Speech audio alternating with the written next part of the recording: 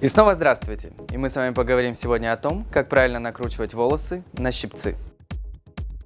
Итак, начинаем накрутку волос на щипцы.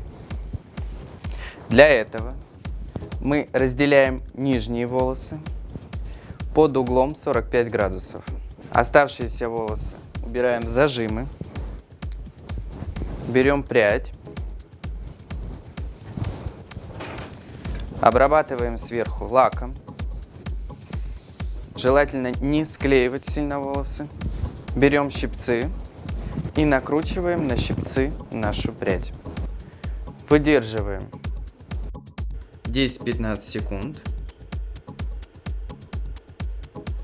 и выпускаем прядь. Оставляем пока эти пряди.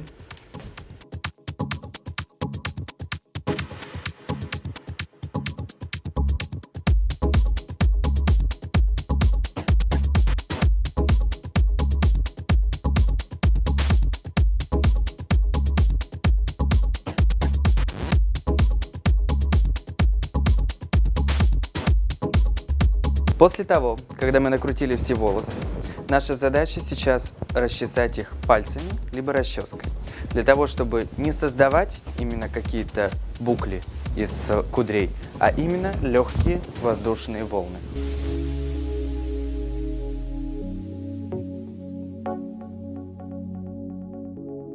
Можно опустить голову назад и придать объем у корней при помощи пальцев.